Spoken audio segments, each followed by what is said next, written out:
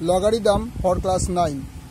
Exercise 21, question number 4C, page 286, serial number 708. Question number 4C question, log base 3 4 into log base 4 5 into log base 5 6 into log base 6 7 into log base 7 3.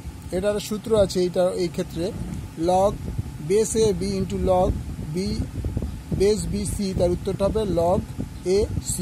আবার বুঝে নাও, log base a b into log base b c যখনই হবে তখনই কি হবে, এটা এখানে থেকে এই বেসটা সবসময় কমন থাকবে এবং তারপরে এইটা যদি এখানে একটা থাকতো log base c আর এখানে d, তাহলে তোমার সেটা হয়ে যেত c এর জায়গায় d। এটা কি অল্টারনেট হয়, বুঝে নাও। এইটা যা থাকবে, এই নিধানটা যা থাকবে নিধানটা থাকবে, কিন্তু পরের স্টেপে যেটা সেইটা নিধানের উপরে মানে বাস্তব সংখ্যা হয়ে বসবে।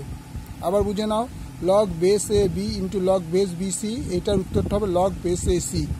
এটা একটা সূত্র মুখস্থ রাখবে। এই বুঝে আমরা অঙ্কটা দিকে এগোবো।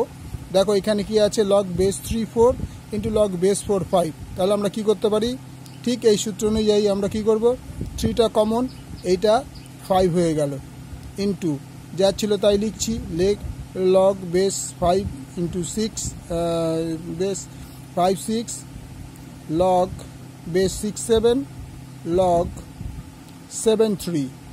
তো পরের স্টেপটি সেম জিনিস, এর ঘাড়ে যে চলে যাবে log base 3 6 ইন্টু যা যা ছিল তাই রাখবে, আবার 6 7 ইন্টু log 3 7।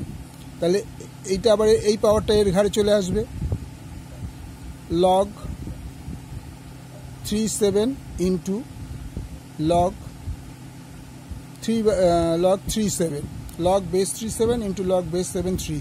এবার এটা করলে আমরা কি করব, তো মিলছে না, দুটো তো মিলছে না, তো 3 7 এটাকে উল্টে দিলে কি হবে 1/log 3 7।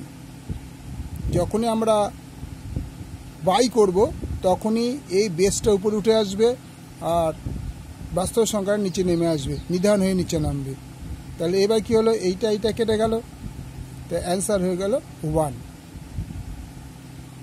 আশা করি বুঝতে পারলে। খালি এই সূত্রটা মনে রাখবে যে এই log base a b into log base b c সবসময় এইটা কমন থাকবে, এটা লগের সাথে নিধান হিসেবে কমনই থাকবে, কিন্তু পরপর সংখ্যাগুলি বসবে। যেমন এখানে b আর c ছিল, b এর জায়গায় হয়ে গেল c। যদি এটা log c আর d থাকতো তাহলে c এর জায়গায় হয়ে যেত d, কিন্তু এটা এই থাকবে, অর্থাৎ প্রথম যেটা থাকবে সেটা থেকেই যাবে। ওকে, আশা করি বুঝতে পারলে। ভালো লাগে লাইক করবে, শেয়ার করে সাবস্ক্রাইব করবে।